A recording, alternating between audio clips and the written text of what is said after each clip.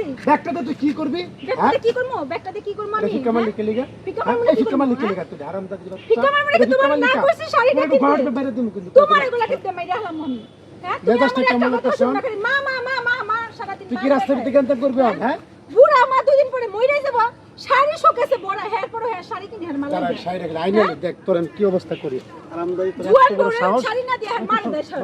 বাসায় তো তুমি বাসায় চলো তোমার লগে আমি সংসার করব না তুমি তোমার তোর লগে আমি করব না তুই আমার লগে কি সংসার করবি তোর মত বজ্জাত মহিলা লগে সংসার হ্যাঁ করবি আমি বজ্জাতে তুমি তো মাইছের কাছে কই এইবার যে আমি বজ্জাত তুই খারাপই তো হ্যাঁ আমি খারাপ দেখা খারাপ কি হইছে বড় ভাই রাস্তা দেখলাম সময় ঝামেলা দেখলেন করতেছেন কি হইছে ভাই কি আমার মাল একটা শাড়ি কিনছো ফিকাতে ফেলা দিছে ব্যাগ ট্যাগ সিরা কি অবস্থা করছে তোর এটা কাম হইলো তোর কি করলেন না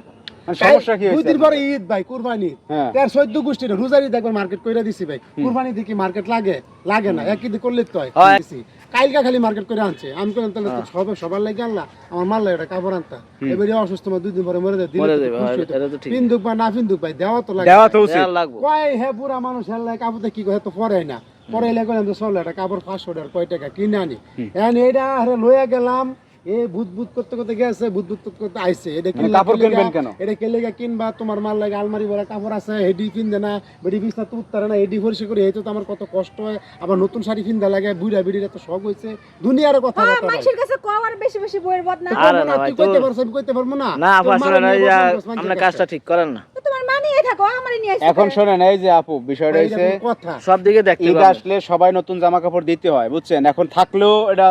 একদিনের জন্য পরলেও দিতে হয় বুঝছেন এখন আপনাদের সবারই তো দিছে তার তো আম্মা তার তো এটা দেওয়ার কর্তব্য তাই না কতই বড় দিতে হইবে তাহলে আপনাদের এখানে উৎসাহ দেবেন যে ভাই দাও তাহলে তারও একটা দাও দুদিন পর মারা যাইবো এগুলো তো সবই আপনাদের পড়ে থাকবে তাই না তাহলে শাড়িগুলা যা আছে এডি কি এবারে কি আমি কবরে দিয়া দিই মরি তো তুই ফিনবি এটা তোর বাপ মা এগুলো বুঝেন না কেন এগুলো নিয়ে রাস্তা ঝামেলা করেন স্বামীর এটা সাথে নিয়ে এটা আমার কোনোটাই- লাগে এই মার্কেটের ভিতর দোকানের সামনে কত কেড়াগিরি করলো জানেন ও না তুমি মাইছের শুনাইতাছো যে তোমার বউ খারাপ না কোমরা থেকে খারাপ কোমরা তুমি তোমার মা নিয়ে থাকো আমি গেলাম তুই জাহান নামে যাও। সরে যা হাজির বেটা কি করল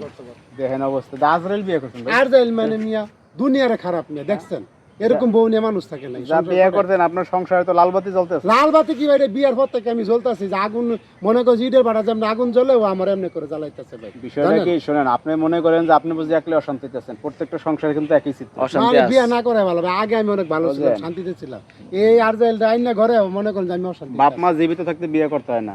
তাইলে অশান্তি ভোগ সারা জীবন পড়াবেন এগুলো তো দেখতে পায় না এরা।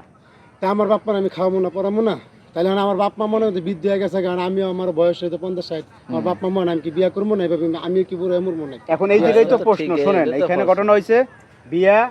না করাই ভালো যদি সংসারে শান্তি চান এখন যে তো পরিস্থিতি আমি এখন বর্তমানে মানে যে পরিস্থিতিতে আছি বিয়ে না আমার করাই মনে হয় ভালো। যে বিয়া না করাই ভালো ভাই বিয়ে না করলে কোনো টেনশন নেই না